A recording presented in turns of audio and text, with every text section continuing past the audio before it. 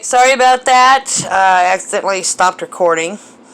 But after you put in the garlic, you want it to set for 5 to 8 minutes cooking. And it should look, ooh, look at that. That's beautiful. Should look something like this.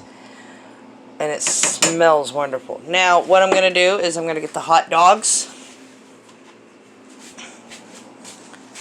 Put them in here. Oh, I can actually turn on a light. Alright, we got a few stragglers in there. Okay, put that in my sink. Take these hot dogs and just toss them in here. Toss it like it's a salad. That's all you can really do. Alright. There we go.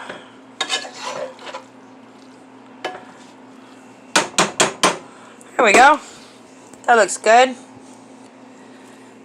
Now, what we're going to do is we're going to put the lid back on it. And this time, we're going to move it from 3.5. We're just going to move it up a little bit to about 4, which is a medium high. Because hot dogs don't take that long to cook. And the cheese that you put in it ain't going to take that long either. So we're going to wait for about, I want to say another 5 minutes. Give it 5 to 8 minutes and it should cook. Hot dogs should be plumped. And then we're ready to add the cheese. Okay, here we are. Time to check it. Now this looks good. The hot dogs are plumper than what they were. Now these ain't your average hot dogs. They're just bar-ass hot dogs. They were fairly less expensive than the hot dogs I would love to get. But they taste just as good. Now, it is time to put in our cheese.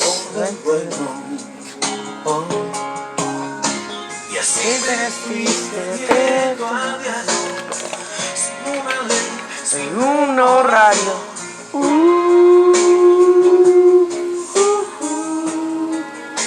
All right. Despertando. ¿Dónde estabas? Now I'm not going to use a lot of cheese in this because it still has to melt. And any cheese, as I was saying, any cheese will melt and get really gooey, and I don't really want gooey in this. I want to keep the texture that it has. It does not have to be stuck together. Now what I'm going to do is I'm going to turn this down to 2, just so it'll keep it warm. I'm add a little bit more cheese. Sorry, I was listening to Rayleigh. Kind of like him. Sorry about the music, y'all. Alright, now I'm just going to toss it a little bit. Now that smells good. Now, what I'm going to do is that bag that I showed you earlier of cheese that I got from Walmart, the taco blend one, the one that I really don't like, but the kids will eat it. I'm going to go ahead and take this. I'll grab a whole handful because you want to cover it. It's a topping, remember this. I want to just cover it to where it's covered, like it's a crust or something. Just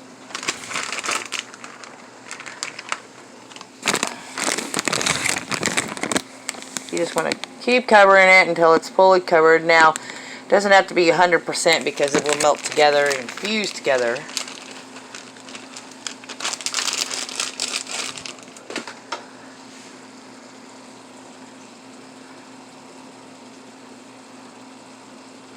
There we go.